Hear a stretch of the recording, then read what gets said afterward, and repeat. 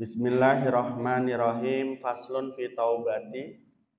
Pasal ini menjelaskan tentang taubat. Qala Nabi sallallahu alaihi wasallam, ya Ali, la taubata litaibin hatta yaghsila batnuhu minal harami bitibi kasbihi.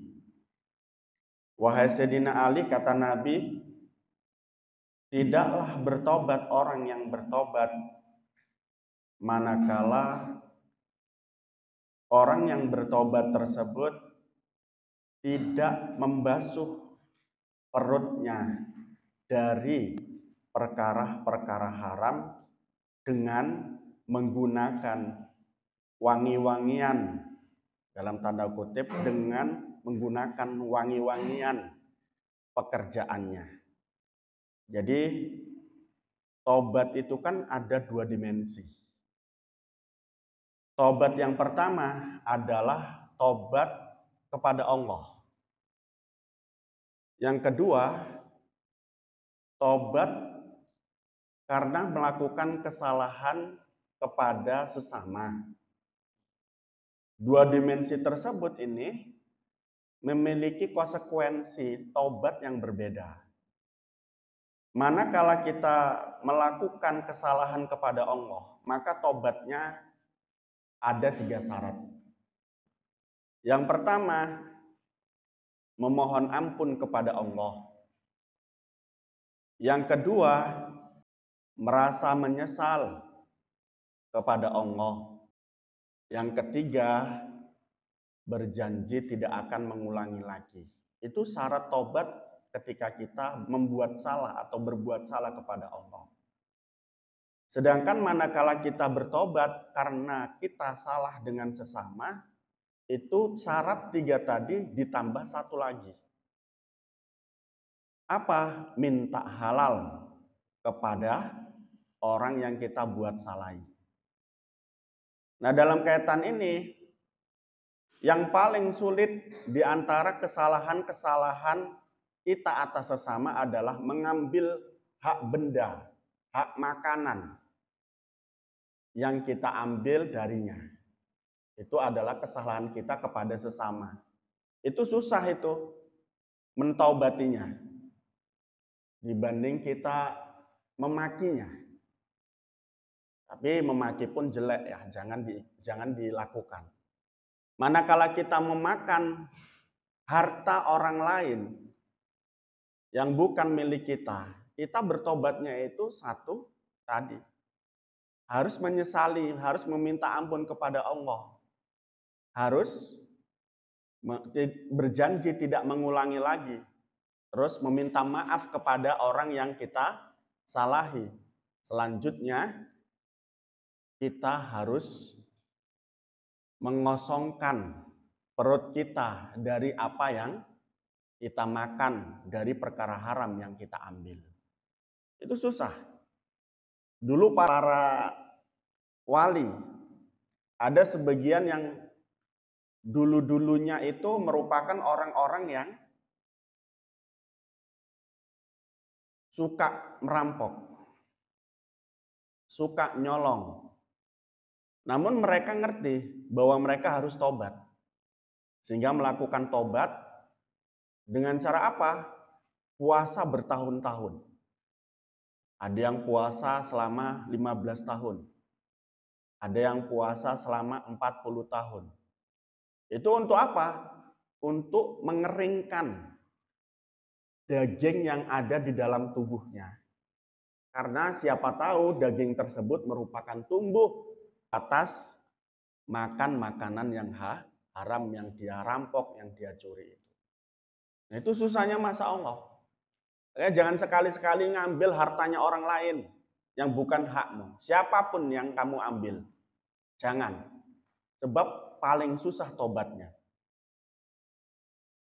Nabi mengatakan, man nabata min haromin fannaru aulabih. Bahwa daging yang tumbuh dari sesuatu yang haram, nerakalah yang berhak untuk memakannya. Jadi manakala daging, darah yang ada di dalam tubuh kita itu tumbuh atau ada di dalam tubuh kita dari makanan yang haram, satu keniscayaan, kita nggak boleh lagi masuk surga kalau seandainya masih ada keharaman di dalam tubuh kita itu. Nah, susah sekali. Oleh sebab itu ya tadi saya katakan hati-hati nek ngambil punyanya orang. Kalau orang sudah makan perkara haram, susah ibadah. Susah mendapatkan hidayah. Dinasehati beberapa kali nggak mempan orang semacam itu. Tunggu dia tobat baru Allah kasih buka dia hidayah. Makanya fatal ya, fatal kalau makan perkara haram. Saya sejak kecil dididik untuk kemudian tidak makan perkara haram. Makanya ayo jangan pernah ngambil punya orang. Nanti kalau sudah besar diberi amanah oleh Allah, kamu nggak akan korupsi, kamu nggak akan ngambil punya orang yang bukan hakmu. Menarik itu. Jadi hati-hati. Maka Nabi tadi mengatakan kepada Sidina Ali, la taubata li taib hatta yaghsila batnuhu minal harami bi kasbihi. Tidaklah dikatakan bertobat seorang yang bertobat manakala dia tidak membasuh perutnya dengan wewangian pekerjaannya. Jadi kalau kita kerja itu harus pekerjaan yang mulia, yang halal. Pekerjaan yang mulia adalah pekerjaan yang halal. Bukan pekerjaan jadi dosen, bukan pekerjaan jadi guru, bukan pekerjaan jadi buruh pabrik. Yang mulia itu adalah pekerjaan yang halal. Jadi dosen, bekerjalah dengan porsimu agar menjadi halal. Menjadi dokter juga sama, kerjalah dengan porsimu agar menjadi halal. Nah itu begitu. Nah kerjaan yang halal ini akan menjadi wewangian bagi tubuh kita karena nanti kita akan memakan dari hasilnya. Selanjutnya, wahai Sayyidina Ali, ya Ali, idalamnya kunul alim takian dolat mau'idatuhu ala qulubin nasi kama yadillul qatru ala baydil namai wasofa. Wahai Sayyidina Ali, ketika orang alim, orang yang berceramah itu tidak takwa kepada Allah, maka mau'idohnya justru akan menyesatkan orang lain.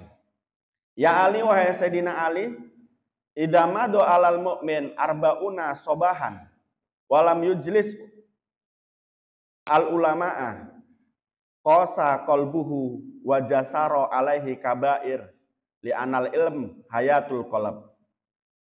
Wahai Sayyidina Ali, manakala orang mukmin selama 40 subuh, 40 hari lam yajlis ulama, tidak pernah duduk dengan ulama, maka kosa kolbuhu, maka hatinya akan menjadi keras. Wajasaro alal kabair, dan dia berani untuk melakukan perkara-perkara dosa besar.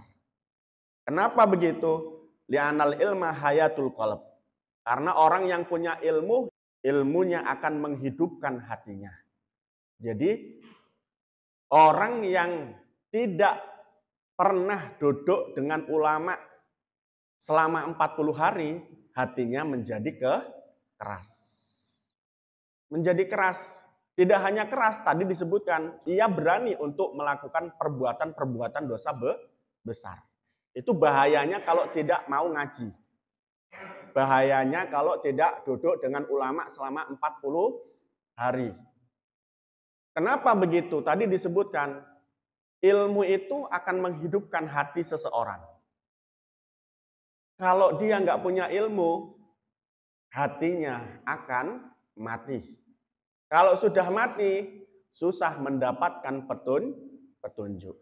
Maka Nabi mengatakan, man jalasal ulama ka'an nama jalasal anbiya.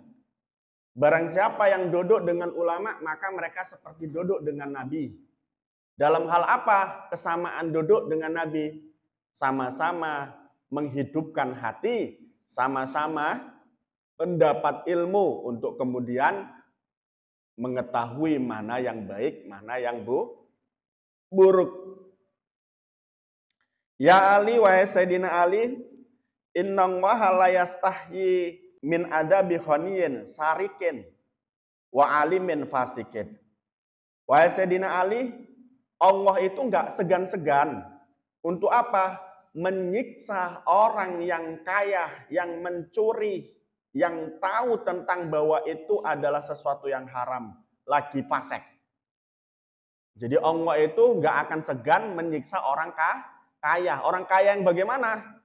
Yang dia mencuri, korupsi. Yang dia tahu bahwa korupsi itu adalah haram. Yang dia suka juga orang kaya ini melakukan kefasikan, dosa-dosa besar seperti berzina, memaki, dan lain sebagainya. Atau bahkan berbohong. Itu Allah tidak akan segan-segan menyiksa orang kaya ini. Makanya kalau jadi orang kaya itu hati-hati. Jangan suka nyolong, jangan suka korupsi, wong sudah kaya. Terus yang kedua, jangan suka bermaksiat dengan kekayaannya. Kalau mau bermaksiat dengan kekayaannya, hati-hati.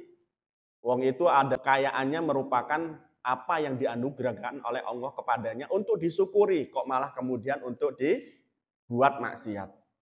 Allah nggak segan-segan untuk mengadabnya.